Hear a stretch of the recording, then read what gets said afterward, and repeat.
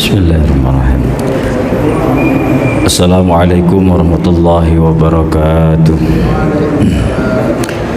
Bismillahirrahmanirrahim.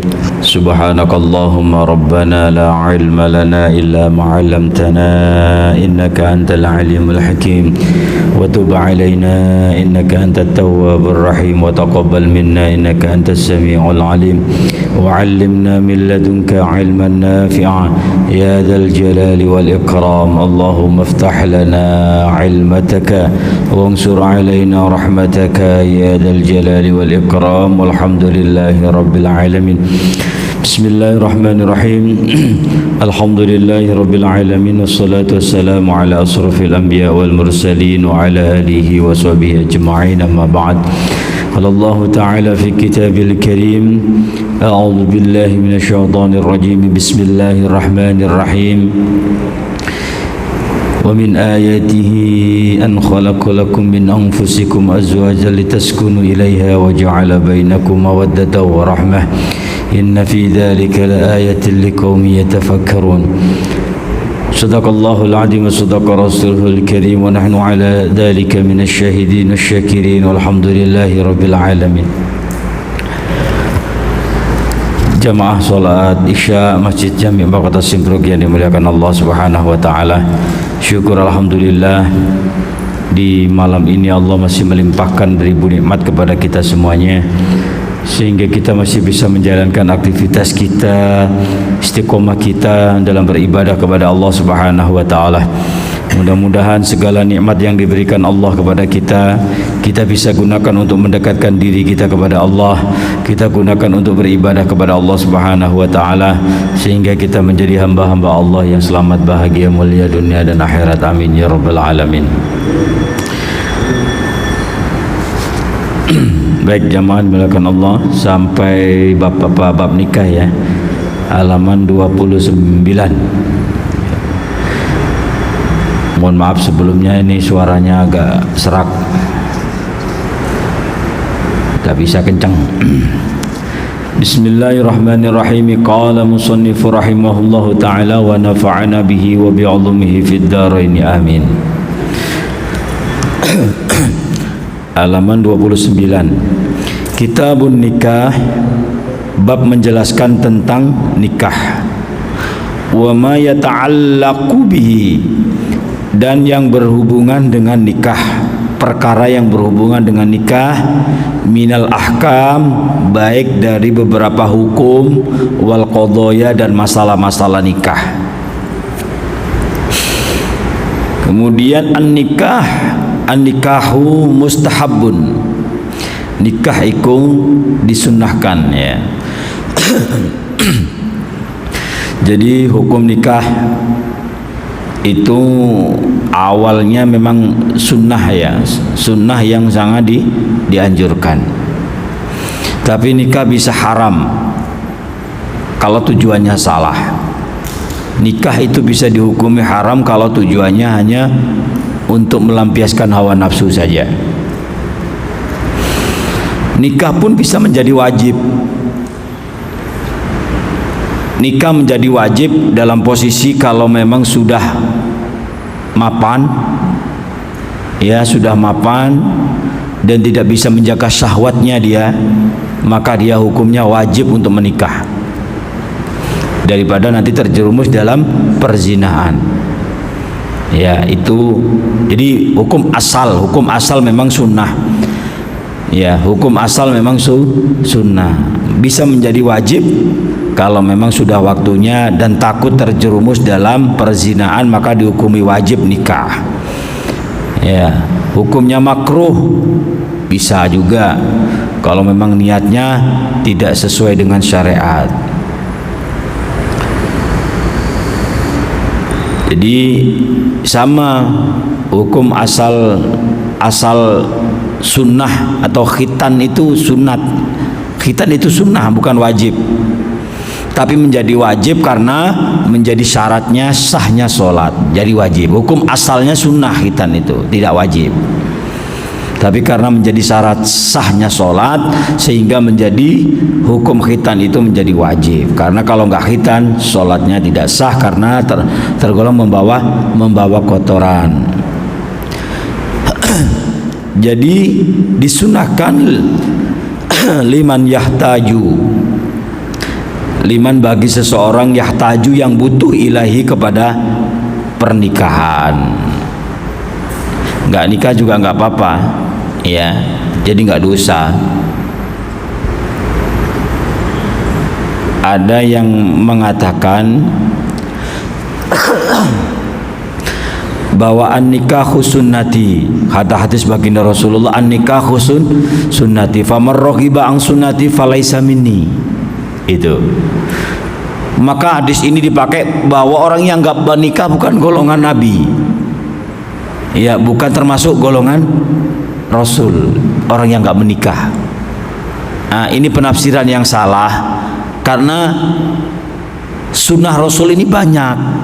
Masa gara-gara hanya nggak nikah terus dihukumi dia bukan golongan Nabi karena memakai hadis tadi, an nikahu sunnati famar raghiba an sunnati falaisa minni. Barang siapa, an nikah itu sunnahku, kata Rasul.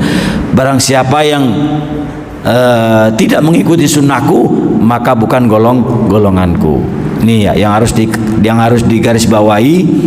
Barang siapa yang tidak mengikuti sunnahku, maka dia tidak tergolong golonganku, kata baginda Rasulullah.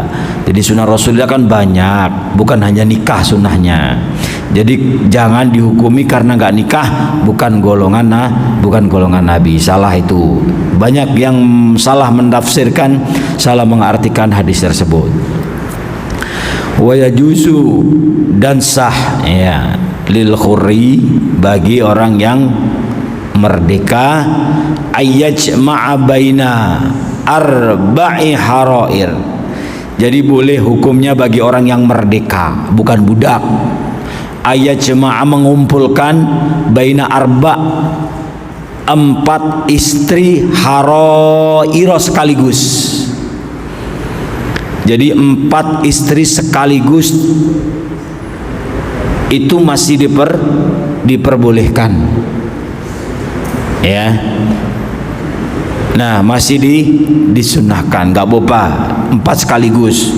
Ada yang modelnya cerai, dicerai nikah lagi, cerai nikah lagi, atau meninggal nikah lagi, meninggal nikah lagi, begitu. Nah, sekaligus 4-4-nya juga nggak apa-apa, itu bagi yang mampu, ya. Nah, wa in khiftum alla ta'dilu fawahidah, gitu. Wa in khiftum, apabila engkau takut, alla ta'dila, untuk tidak bisa berbuat adil, fawahidah, maka 1 saja, ya. Nikah 4 itu sunnah Rasul. Wah, saya mengikuti sunnah Rasul. Bukan itu alasan-alasan yang tidak. Kita ngikut Rasul karena nikah Rasul banyak istrinya, ya, kita ngikutin. Nggak akan bisa, karena Rasul itu menikah itu bukan karena hawa nafsunya, itu semua atas perintah Allah Subhanahu wa ta'ala langsung. Kalau kita, saya ngikutin Rasul nikah sampai banyak, bahkan sampai 4 umpamanya, nggak bisa disamakan Rasul, itu alasan doang. Wong Rasul itu semua nikahnya itu atas perintah Allah, bukan atas hawa nafsu, atas perintah Allah. Semua nikahnya itu atas perintah Allah. Bahkan ada yang dipaksa sama Allah, ini dipaksa untuk menikahi salah satu wanita, dikasih fotonya, nikahin, ini dipaksa sama Allah, ya. Semua itu bukan karena hawa nafsunya baginda. Jadi jangan seakan-akan Rasulullah ini banyak istrinya terus penyuka wanita, bukan begitu. Terus kita menyontoh, nggak bisa kita menyontoh Rasul istrinya sampai banyak, itu nggak bisa, karena kita otomatis pasti nggak terlepas dari hawa nafsu, nggak terlepas hawa nafsu. Ada alasan, ada canda anaknya banyak, udah saya nikahin aja, saya niat nolong anaknya, itu hanya di mulut saja kayaknya itu, ya, karena itu sudah kodrat, sudah wajar sebenarnya, nggak apa-apa kita nikah, yang penting bisa berbuat adil, udah nggak apa-apa. Berapa aja nggak apa-apa, yang penting bisa berbuat adil. Kalau memang kita niatnya nolong, ya udah kita tolong, ada anaknya. Ya semua tergantung dengan niat. Ya, yang jelas kalau kita nikahnya mengikuti sunnah Rasul, berat. Wong Rasul itu nikahnya bukan karena hawa nafsu, tapi karena perintah Allah Subhanahu wa taala.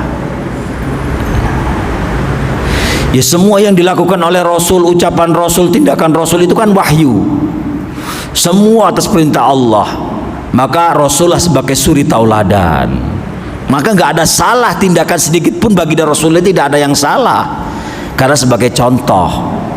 Nah kalau ada yang salah bahaya nanti kita contoh. Ya begitu. Nah maka apa ya, nikah itu memang walaupun 3 sampai 4 pun memang nggak apa-apa, hukumnya sah-sah saja, bahkan sekaligus. Ya mentok, ninggal 1 nambah 1 lagi, ninggal 1 nambah 1 lagi, jadi terus 4 istri yang resminya itu 4. Ya begitu.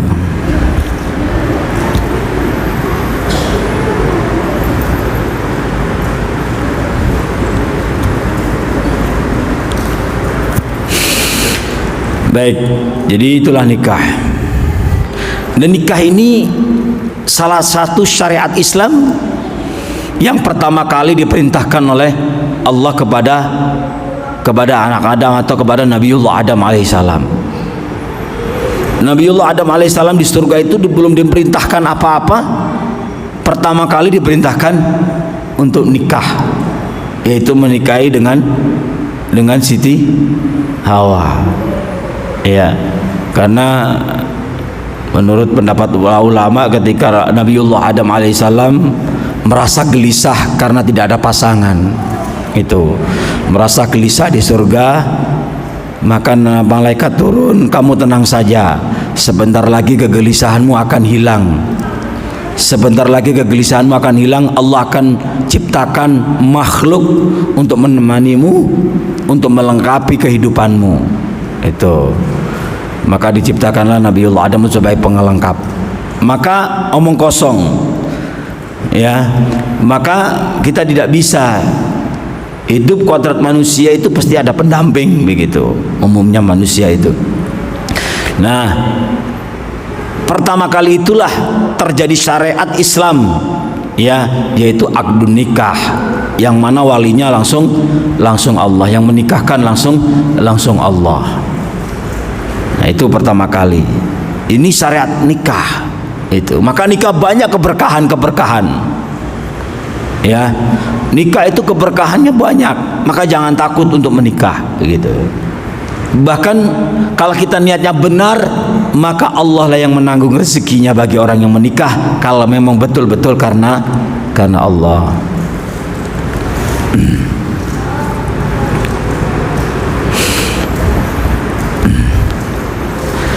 Baik, selanjutnya walil abdi untuk hamba. Sekarang untuk hamba, ya. Bainasna ini untuk seorang budak, abdi, hamba, itu cukup dengan 2 saja. Baina isnain 2. Wala yankihul khurra, ya, wala yankihul khurru ummah, dan jangan menikahi seorang yang merdeka kepada budak. Jadi budak itu jangan dinikahi, tuannya menikahi budaknya jangan. Ya, illa bisyarta, ini kecuali 2 syarat. Kan kalau dulu banyak budak. Ya, dulu itu banyak budak, sekarang udah nggak ada budak. Nah, budak itu nggak boleh dinikahin. Ya, boleh dinikahin asal dengan 2 syarat. Ya, jadi asal dengan dua syarat. Syarat yang pertama adalah adamus sodak, nggak ada mahar. Kalau udah, ya, kalau mau menikahi udah nggak ada mahar. Adamus sodak itu tidak ada mahal khurri, nggak ada mahal bagi seorang budak, bagi seorang yang merdeka untuk menikahi seorang budak. Kemudian wa khauful anati, dan takut terjadi perzinaan. Ya, takut ada perzinaan, maka boleh hukumnya menikahi seorang budak. Kemudian selanjutnya adalah wa nadru rajul ilal mar'ah, melihatnya seorang lelaki ilal mar'ah kepada seorang perempuan. Jadi ini penting, ini ya, penting banget karena ini berhubungan dengan maksiat mata. Jadi wa nadru rajuli, melihatnya seorang lelaki ilal mar'ati kepada seorang perempuan ala sab'ati adrub, ada 7, ya, ada 7 bagian. Ala sab'ati adrubin, ada 7 bagian. Ahaduha, salah satunya adalah nadruhu ila ajnabiyatin li ghairi hajah. Nah, jadi melihatnya, ya, jadi nadruhu ila ajnabiyah, melihatnya seorang lelaki ilal ajnabiyah kepada orang ajnabi atau bukan mahram, non mahram yang bukan mahram, li ghairi hajatin, dengan tanpa ada kebutuhan, ya, dengan ada kebutuhan, faghairu atau selain hajah, jaizin, maka dihukumi tidak ghairu jaiz, maka dihukumi dengan tidak boleh. Jadi kita melihat seorang perempuan yang bukan mahram kita, itu hukumnya haram kecuali ada hajat. Ya, apa ada hajatnya? Berobat, ya, berobat boleh melihat. Kemudian kita berbicara pun kalau memang tidak harus melihat, nggak usah melihat, harus menunduk. Kan berbicara itu tidak harus melihat, ya, berbicara itu tidak harus melihat. Begitu. Pokoknya kalau nggak ada kebutuhan yang penting untuk melihat, itu dihukumi tidak boleh, bahkan sampai haram. Memang pandangan pertama itu nggak apa-apa, tapi yang kedua inilah yang diharamkan. Maka kalau santri nakal itu, ya udah, katanya pelihatan pertama itu yang dihalalkan, maka udah melihat nggak ketip-ketip terus, lihat nggak ketip-ketip gitu. Itu gimana? Satu-satu, pokoknya melihat pertama itulah yang dihukumi, apa ya, istilah dapat rukhsah, dihukumi tidak apa-apa. Penglihatan pertama, melihat wanita pertama itu nggak apa-apa. Nah yang kedua itu nantinya yang menjadi haram kalau tidak ada kebutuhan. Ya udah, sekali melihat udah, itu masih masih dimaafkan. Tapi kalau terus, nah itu baru dihukumi dosa, tergolong maksiat mata. Kemudian wasani, ya, wasani nadruhu ila zaujatihi, melihat kepada istri, ya, wasani nadruhu ila zaujatihi, melihat kepada penglihatan suami kepada istrinya, au amatihi, atau budaknya, fayajuzu, maka boleh, ayang duro, untuk melihatnya, ilama adamal farji minhuma, ya, maka boleh melihat seluruh tubuh kecuali farji, kecuali kemaluan. Suaminya sendiri tuh nggak boleh melihat kemaluan istri kalau nggak ada kebutuhan. Ini dalam kitab ini, kalau nggak ada kebutuhan nggak boleh, apalagi orang lain. Ya kalau ada kebutuhan, tahulah kalau kita lagi butuh melihat mah nggak apa-apa. Kalau nggak ada butuh, ya udah, melihat itu dihukumin tidak boleh. Ya karena ini kan ila adamal farji, terkecuali adal farji, terkecuali alat kemaluan. Farji itu ya kemaluan seorang perempuan, ya, farji. Kalau zakar alat kemaluan laki-laki, ya.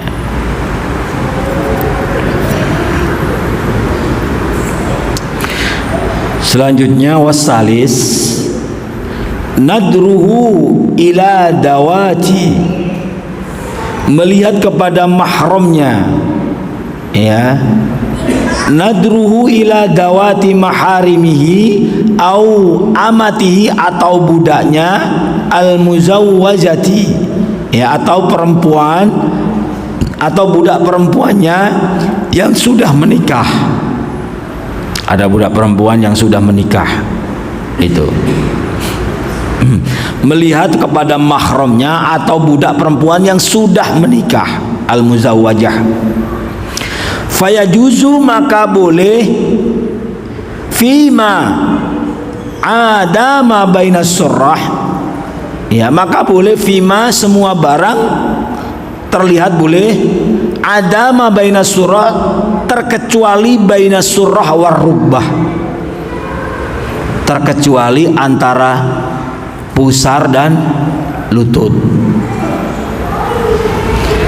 Kita sesama mahram boleh melihatnya, ya, mau kita lihat nggak haram, asal jangan, ya, asal jangan sampai muncul hawa nafsu. Ya, kalau orang normal pasti walaupun itu mahramnya sendiri, kalau udah setan yang andil pasti ada hawa nafsu. Kalau itu sudah lain jenis, walaupun itu mahramnya. Seandainya terlihat itu loh, secara tidak sengaja terlihat itu nggak apa-apa, begitu. Ya, tapi kalau terlihatnya lama sehingga menumbuhkan hawa nafsu, maka nanti hukumnya berbeda. Walaupun itu mahramnya sendiri atau budaknya sendiri yang sudah menikah, budak yang sudah menikah orang lain, ya, itu. Jadi kalau istrinya sendiri boleh melihat semuanya kecuali farji kalau nggak ada kebutuhan. Tapi kalau mahram, sesama mahram itu boleh melihat kecuali baina surrah warukbah. Nah, berarti kalau ngelihat lama gimana? Kalau ngelihat lama, kalau ada syahwat berbeda hukumnya, ya, berbeda hukumnya. Kalau ada syahwat berarti sudah dikendalikan oleh syaitan penglihatannya. Nah, hukum yang boleh ketika melihat itu nggak apa-apa, ketika terlihat itu nggak apa-apa. Ya, kita terlihat itu nggak apa-apa. Maka ada selain jenis tapi sama mahram, sama-sama mahram. Biasanya kan kalau udah sama mahram, ketika ada wanita netein anaknya, ketika sama mahram itu bebas sudah, karena sama mahram, ya, itu ada dibilang udah nggak apa-apa, kita sama mahram. Tapi kalau udah ada yang ajnabi, ada yang bukan mahram, maka harus pakai satir. Sekarang udah ada baju, ya, netek di depan umum itu udah nggak terlihat, ya, bisa ada baju yang modelnya seperti itu. Tapi kalau sama mahram, kalau terlihat pun, nah, itu nggak apa-apa. Yang penting yang melihat jangan timbul syahwat, begitu. Tapi kalau orang lain syahwat nggak syahwat, dosa. Kalau orang lain, nah, kalau masih mahram, syaratnya nggak syahwat, nggak apa-apa, terlihat. Tuh, ya. Jadi hubungannya memang dengan syahwat.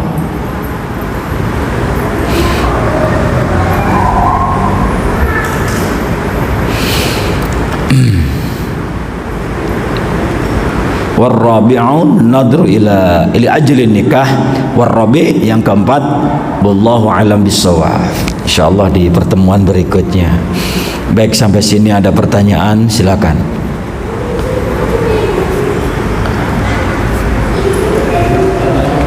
Iya, silakan Pak. Mic-nya mana? Dengar nggak saya? Pak Rahmat.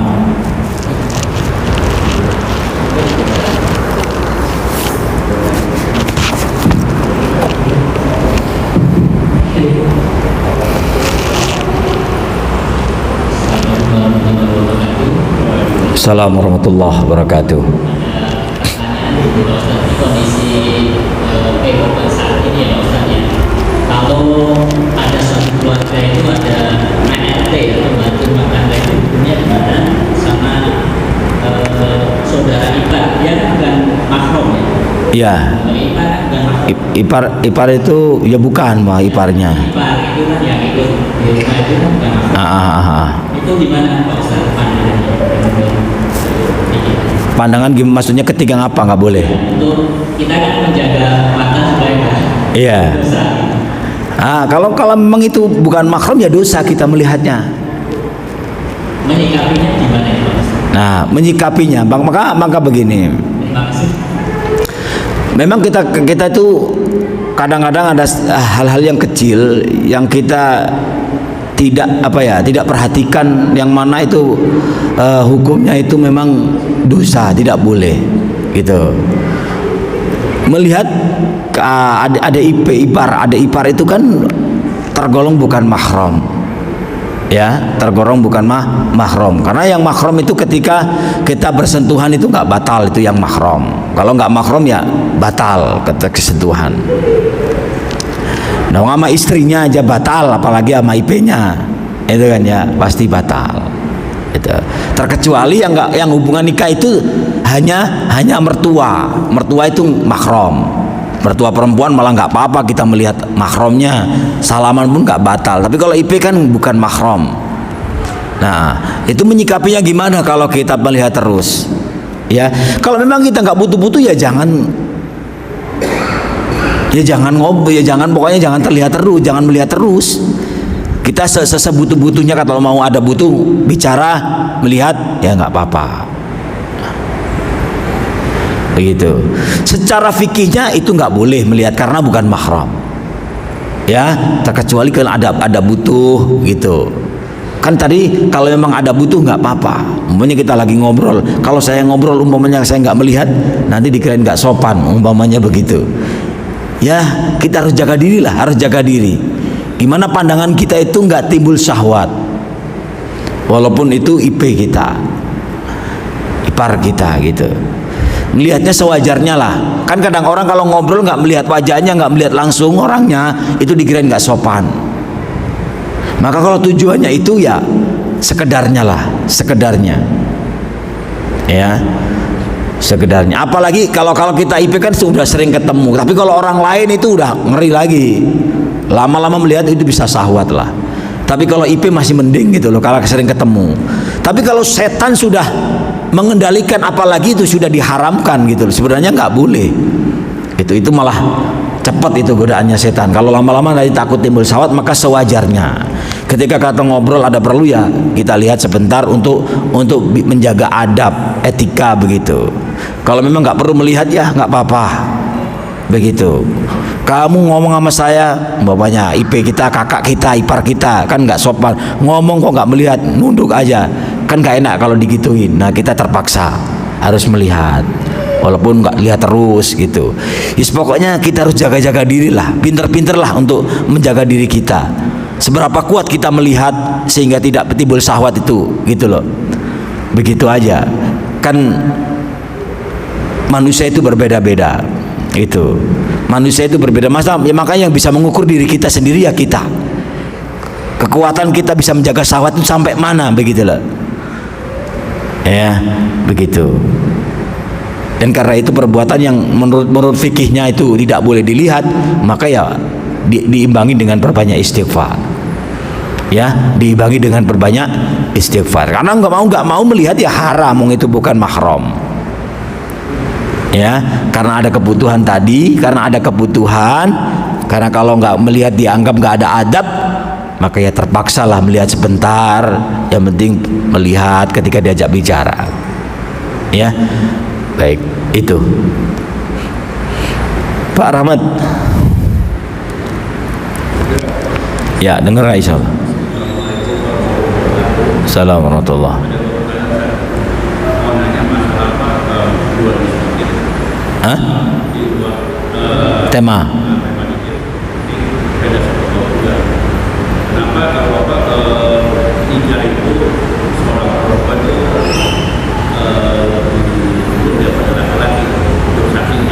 apa? Saksi.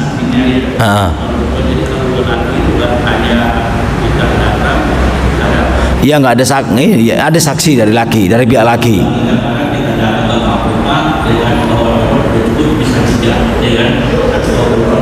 Wali, wali bukan saksi. Ya wali dari ini, dari perempuan.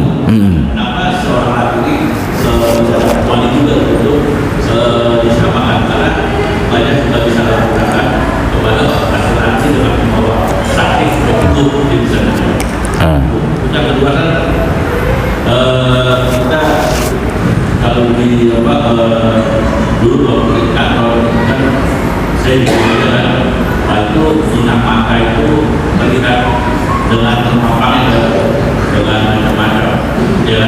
Zina mata. Iya, iya. Iya. Jadi kita serba salah dengan melakukan pas karena ya masih makanya kita serba salah kemudian Iya. bagus dari dia gimana ya sudah salah. Nah ini gimana untuk mengalihkan karena juga yang pandangan kita selalu mari di situ kita kesana pasti kembali dulu. Iya. Oke. Misalnya. Pertama, kenapa laki-laki itu kok nggak ada wali gitu?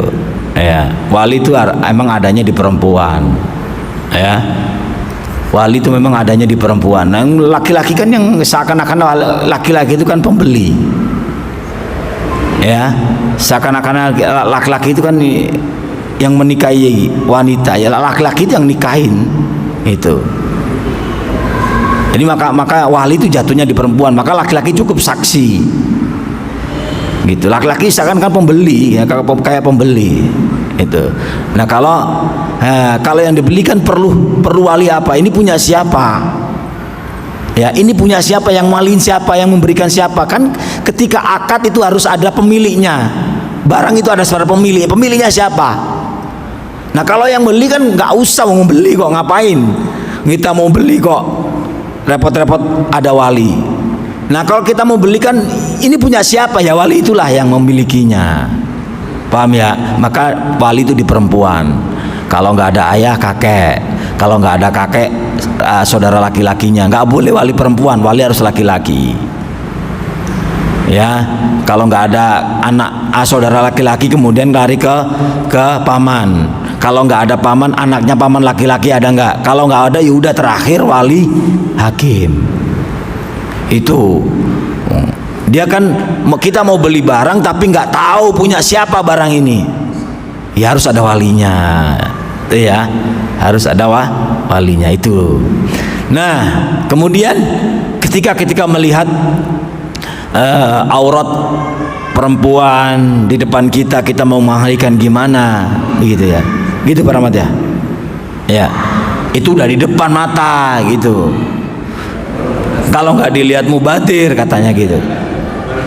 Dilihat dosa. Nah mubadir lah kata kita sendiri. Amat kita nggak bisa mengalihkan pandangan mata kita, gitu ya. Ya memang pandangan mata ini nggak harus melihat langsung aurat. Melihat bentuk saja kalau syahwat dosa. Ya, melihat bentuknya walaupun nggak langsung melihat langsung gitu loh, melihat bentuknya aja kalau syahwat ya dosa. Melihat pohon yang bentuknya kayak perempuan umpamanya, kita syahwat, dosa. Melihat foto kan nggak langsung foto tapi syahwat, dosa. Ya, udah syahwat, bahaya itu. Ya, itulah gimana cara kita memalingkan pandangan di depan mata. Ya masa kita nggak bisa mengalihkan dikit sini, ya masa kita nggak bisa gerak, nunduk kan bisa. Ya itu semua tergantung diri kita, tergantung diri kita. Pokoknya kita merasa dilihat Allah, merasa dilihat Allah aja itu cukup. Kalau kita merasa dilihat Allah, malu. malu mau melihat, oh ini nggak boleh, ini nggak boleh, dilarang syariat, ini dilarang Allah, aku malu. Walaupun orang nggak tahu saya ngelirik, tapi Allah tahu loh. Wong saya ngelirik, orang lihat aja malu saya kok. Saya ngelirik itu, saya lihat wanita seksi itu ya, ada orang yang tahu, malu kita, malu nggak? Apalagi Allah ngelihat, lebih malu lagi. Seharusnya begitu. Malu dilihat Allah, dilihat orang. Kita maksiat dilihat orang itu loh malu. Apalagi dilihat Allah. Manusia bisa kita bohongi, bisa kita kelabui. Nggak ada orang lihat bisa. Tapi kalau Allah, kayak apa kita mau bohongin, mau tutupin, nggak bisa. Maka satu, merasa dilihat Allah itu penting. Ya, maka sifat ihsan itu, sifat ihsan itu kan merasa melihat Allah. Kalau nggak mampu ya merasa dilihat Allah. Itu penting ditanamkan dalam diri kita agar terhindar dari maksiat yang kecil itu. Merasa malu, dilihat orang aja malu, apalagi dia lihat Allah. Itu, insya Allah kita walaupun di hadapan kita nggak bisa kita nggak bisa menunduk. Ya lama-lama kan pindah dia. Ya kalau dia yang nggak bisa pindah ya kita memalingkan begini. Lumayan, kita dapat ditongkrongin malahan. Ya wis hitung aja per menit. Ya per menit dicatat terus sama malaikat itu. Ya, yang nggak dosa itu pertama kali itu ya nggak dosa. Pertama kali ngeliatek, itu rezeki.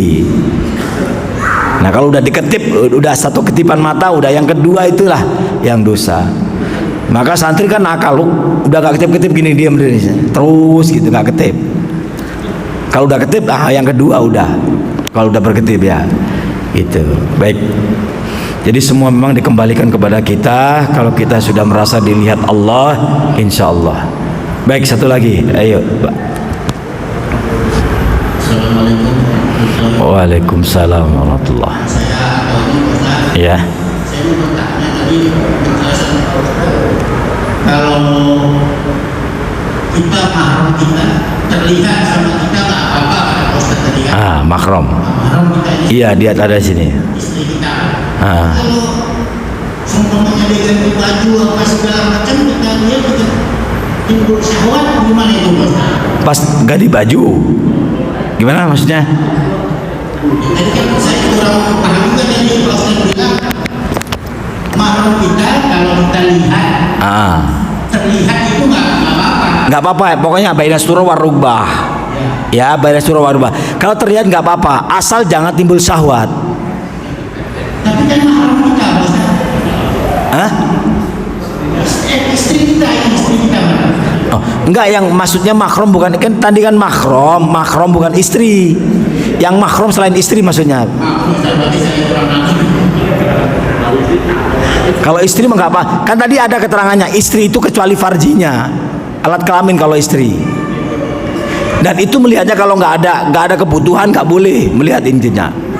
Ya, jadi kan tadi kan istri sudah saya jelaskan di depan, khusus istri kita boleh melihat semuanya, boleh melihatnya kecuali farji kalau nggak ada kebutuhan. Kalau ada kebutuhan nggak apa-apa kita lihat. Butuh. Kalau nggak butuh, diam-diam terus dipandangin aja, itu nggak boleh. Khusus alat kelaminnya. Nah kalau mahram itu hanya sampai pusar dan lutut yang nggak boleh. Semua boleh, asal tidak timbul syahwat. Ngelihat wajahnya boleh, mahram. Ngelihat terus boleh. Tapi kalau udah syahwat, nah itu nggak boleh. Gitu loh. Kita ngobrol pandang-pandangan terus ya nggak apa-apa, itu mahram kita. Sentuhan nggak apa-apa, pegang juga nggak apa-apa. Ya nggak apa-apa, yang penting ya tadi nggak apa-apa mahramnya, asal jangan syahwat. Iya terlihat nggak apa-apa, mahram. Kan tadi surah antara pusar dan lutut itu yang nggak boleh. Nggak boleh sampai lutut. Itu mahram. Ya istri itu mahram bukan? Bukan. Kalau istri mahram haram dinikahi. Istri itu bukan mahram. Ya, maka kalau mahram itu yang haram dinikahin. Maka menurut Imam Syafi'i menyentuh istri itu batal karena bukan mahram. Nah, kok istri bukan mahram? Iyalah, karena kalau mahram haram dinikahi, nggak boleh kamu menikah sama mahramnya. Cuman karena akad pernikahan dia dihalalkan menyentuh. Ya, hanya dihalalkan untuk menyentuh, menggunakan pokoknya istri dihapus, disaukum harsul lakum itulah. Bagaikan ladang diapain aja boleh, yang penting digauli dengan kebaikan, dengan ma'ruf, dengan kebaikan. Dipergauli dengan baik begitu. Istri itu ya. Istri itu bukan mahram. Kalau mahram haram dinikahi. Pokoknya yang mahram itu yang nggak batalin wudu. Baca di juz 4 terakhir. Juz 4 terakhir itu mahram ada. Ya, hurrimat alaikum hurrimat alaikum ummatukum. Itu ada yang diharamkan ya bagi kamu untuk menikahi orang-orang itu. Itu ada mertua. Kalau nyentuh istri batal, itu Imam Syafi'i batal. Kalau Maliki enggak. Kalau Maliki enggak. Karena kalau Imam Syafi'i, kan Imam Maliki itu berlandaskan hadis ketika Rasulullah sholat tersentuh kakinya Sayyidah Aisyah, itu terus sholat, nggak dibatalin. Nah, habis nyium keningnya Sayyidah Aisyah langsung sholat, nggak pakai wudhu, berarti nggak batal. Tapi Imam Syafi'i karena dulu nyiumnya Rasulullah, satu alasannya ini masih ada satir, nggak langsung kena kulit. Ciumannya Rasulullah beda dengan cium umumnya manusia. Ya, kalau manusia menyium mungkin ada syahwat, itu yang membatalkan. Itu alasan Imam Syafi'i. Jadi ada satir, satu alasannya, bukan kena kulit langsung waktu itu. Nah, di situ kan masih perlu penafsiran, masih pendalaman. Nyiumnya dalam kondisi seperti apa nyiumnya itu? Ya itu alasannya masih ada satirnya, ya terus nggak syahwat. Nah ketika sholat itu Sayyidah Aisyah pakai kaos kaki, pakai penutup, nggak langsung kena kulitnya, jadi terus sholat. Alasannya seperti itu. Tapi kalau Imam Maliki itu dianggap kena, nggak batal berarti. Nah silakan monggo mau ikut mana itu ya. Kita nggak usah berdebat. Jadi silakan mau ikut yang mana. Yang batal ya monggo, yang nggak batal ya monggo. Ya begitu. Kalau Imam Syafi'i batal istri. Oke, kita tutup. Mudah-mudahan kita mendapat ilmu yang bermanfaat. Iya, apa Pak? Assalamualaikum. Waalaikumsalam. Saya mewakili saudara saya. Iya. Kasih sunnahnya. Begini Ustaz. Ya.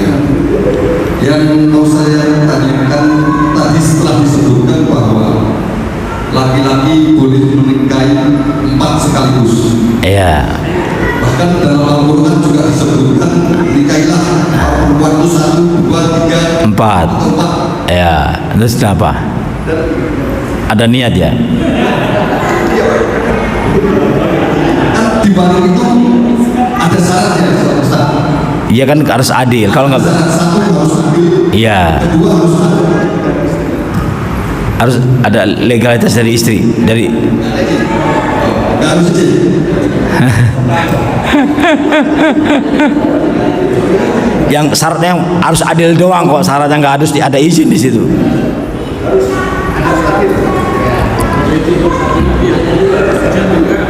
Nggak denger ya, itu nggak bisa mic-nya. Yang mau saya tanyakan adalah ini, ketika kita sudah punya kemampuan dan sudah bisa berbuat adil untuk kemampuan kita, mungkin adilnya manusia kan berbeda dengan adilnya Allah. Iya. Nah, mungkin antara istri yang satu dengan istri yang lain pasti tidak bisa sama. Kalau di sini anaknya 4, di sini anaknya 1. Di sini misalnya seharusnya 100.000, di sini 50.000, kan itu juga merupakan sifat yang adil karena menyesuaikan. Iya. Itu ya di antaranya itu. Nah, yang saya tanyakan itu misalnya kita sudah punya kemampuan dan kita sudah merasa berbuat adil, terus kita pengen nikah lagi, kita cinta sama istri kita, itu hukumnya bagaimana buat istri kita dan hukumnya bagaimana buat kita yang melanggar atas tidak izinnya istri kita. Oke. Permasalahannya biasanya di situ. Jadi Iya. Padahal sudah punya kemampuan juga. Secara materi kita sudah kaya raya. Bisa. Tadi pesannya Mas Ucap gitu. Iya, jadi kan Hukumnya bagaimana ketika ingin menikah lagi bahwa kita sudah punya kemampuan, mungkin sudah bisa berbuat adil, tapi istri kita lagi. iya, intinya kan boleh gak menikah tanpa harus restu istri pertama gitu loh. Menikah lagi tanpa harus ada restu istri pertama. Bolehkah? Itu intinya kan begitu. Kalau memang di Al-Qur'an kan wa in khiftum alla ta'dilu fawahidah. Kalau memang kamu takut untuk tidak bisa berbuat adil, ya maka satu aja. Ya. Nah, di situ memang tidak dijelaskan, tidak disinggungkan abang harus ada restu dari istri pertama itu. Ya. Jadi sebagai laki-laki punya hak. Kalau kita menurut hukumnya yang sah-sah saja tanpa harus ada restu. Cuma nanti kan hubungannya dengan dia udah menyakiti. Katanya dari segot apa namanya itu?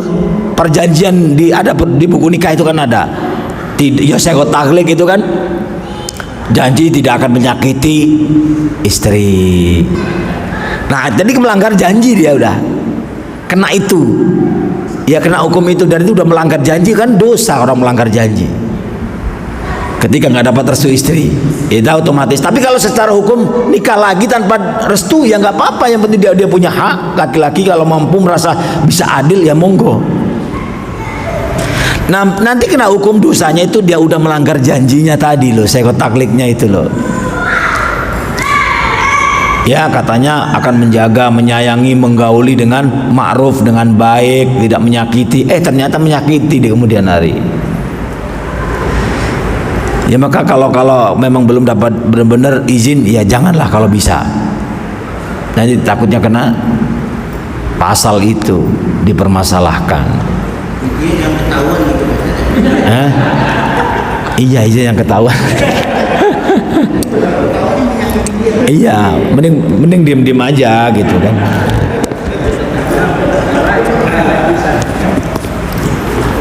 Iya. Ya kan banyak Pak, banyak cerita-cerita tanpa sepengetahuan istri, takut dia tahu nanti bisa rusak rumah tangganya. Di sono punya, di sana punya, tanpa sepengetahuan istri. Dan istri pun yang pertama nggak mau tahu, yang penting saya dinafkahi, udah ikhlas. Orang istri seperti itu. Kadang wah harus tahu, kayaknya ini ada simpanan lagi, dicari aja gitu, semacam-macam. Itu kan banyak yang seperti itu gitu. Berarti kan memang diperbolehkan, tapi nanti kena hukum. Nanti dia udah ingkar janji, katanya mau jujur dalam berkeluarga, tidak menyakiti istri. Nah ini mana janjinya? Itu dia kena dosa juga. Gimana Pak Lambang? Kita 4 mata aja nanti kalau mau serius. Ada? Ya, baik. Nggak usah dibaca sekot taklik itu kalau nikah ya, biar nggak ribet. Nah satu lagi Ustaz, bagaimana doanya supaya istrinya itu Luluh. yang pasti begitu. Kalau doa saja nggak bisa, harus kasih duit yang banyak. Ya izinnya harus kasih duit yang banyak. Kalau doa saya nggak bisa ngasih doa, susah kalau doa doang.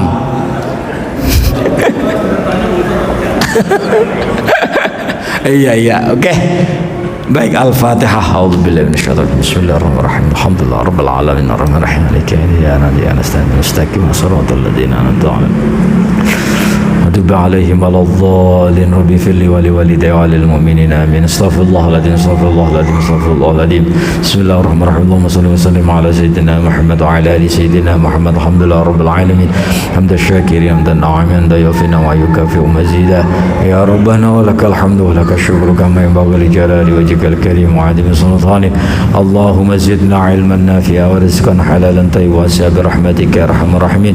Allahumma ighfir lana dhunubana wa liwalidayna والدينا ولمشايخنا ولأصحاب الحقوق وجبت علينا من جميع المؤمنين والمؤمنات والمسلمين والمسلمات ولمن ظلمنا وأنشأنا عليه ولمن أحب علينا ولمن أحسن علينا برحمتك يا أرحم الراحمين. اللهم ارزقنا الاستقامة وحسن الخاتمة. اللهم اجعلنا آخر كلامنا من الدنيا عند انتهاء أجلنا قول لا إله إلا الله محمد رسول الله صلى الله عليه وسلم. ربنا آتنا في الدنيا حسنة وفي الآخرة حسنة وقنا عذاب النار. صلى الله على سيدنا محمد سبحان رب العزة عما يصفون سلام على المرسلين الحمد لله رب العالمين. سبحانك اللهم وبحمدك أشهد أن لا إله إلا أنت أستغفرك وأتوب إليك. Kurang lebihnya mohon maaf. Assalamualaikum warahmatullahi wabarakatuh.